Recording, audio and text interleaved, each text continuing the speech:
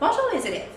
Dans le cadre du cours de français, nous allons devoir faire une dernière présentation orale qui sera l'annonce publicitaire.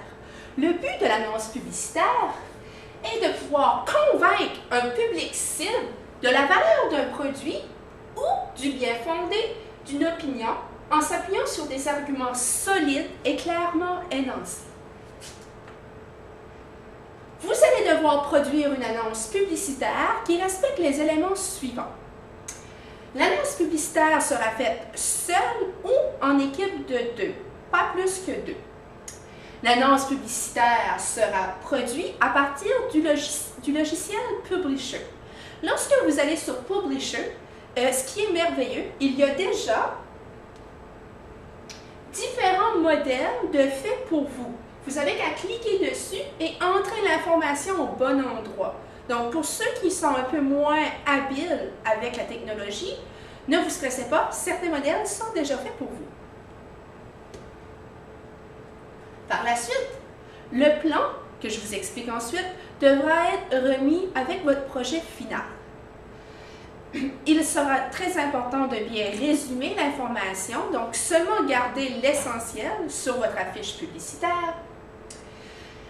L'originalité et la créativité est fortement encouragée lors du travail et vous serez évidemment récompensé pour la qualité de la langue. Lorsqu'on parle d'originalité et de créativité, c'est lorsque vous allez venir en avant faire votre présentation orale de l'annonce publicitaire. Nous ne voulons pas voir deux élèves qui nous disent « Bon, notre produit, c'était le croque-monsieur. Le slogan, c'est « Le croque-monsieur va à tous les appétits. » Non, non, on veut des élèves énergiques qui viennent nous vendre un produit. Ils sont convaincus qu'ils ont le meilleur produit, puis ils veulent nous convaincre aussi d'acheter leur produit.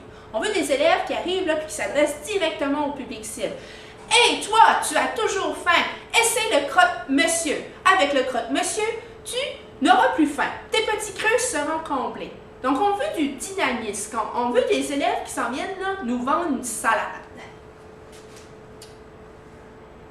Pour vous évaluer, nous allons utiliser la grille suivante. Premièrement, vous allez évaluer sur l'intention de communication. Donc, nous dire ou nous faire comprendre si vous nous essayez de défendre une cause, si vous voulez nous sensibiliser à un sujet ou nous vendre un produit. Ensuite, la variété des arguments. Plus vous allez varier vos arguments, plus vous serez convaincant. Si vous prenez toujours des témoignages ou des citations, vous allez rester dans la partie de la grille. Donc, pour avoir tous vos points, vous devez vraiment avoir 3 types d'arguments différents. Les arguments que vous utilisez doivent être convaincants. Utilisez avantageusement la mise en page. Donc, ça veut dire, sur votre annonce publicitaire, qu'est-ce que vous voulez qu'il ressorte? Est-ce que c'est l'image de votre produit? Est-ce que c'est votre logo? Est-ce que c'est le slogan? Okay? Donc, faites attention. Si le texte est trop gros et l'image trop petite, peut-être qu'on n'accrochera pas à votre produit. Okay? Donc, faites sûr que ce qui occupe la majorité de votre annonce publicitaire est ce que vous voulez qu'on se souvienne. Et évidemment, tenir compte de la relation texte-image qui vient un peu dans le même sens de ce que je viens de vous expliquer. Donc, de s'assurer de porter l'attention sur ce que vous voulez qu'on retienne. Pour les habiletés linguistiques, au niveau du slogan, on vous encourage d'utiliser avantageusement des homophones, donc des mots qui sonnent pareil mais qui ne veulent pas dire la même chose, des synonymes. Vous pouvez utiliser la rime aussi, des jeux de mots. Vous pouvez donner du rythme à votre slogan, donc mettre une petite musique répétitive à l'arrière pour avoir un slogan accrocheur. Donc, n'oubliez pas, vous voulez que ça reste dans la tête des gens. Vous voulez qu'après votre présentation, ça mijote encore. Là. Pensez à 12 pouces, 5 $ du Subway, comment ça reste en tête. C'est un très bon slogan.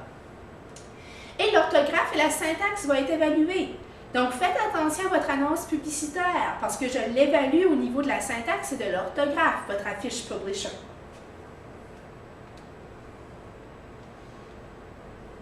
Pour le projet projet comme tel, la façon que ça va fonctionner, je vais avoir 2 séries de cartes.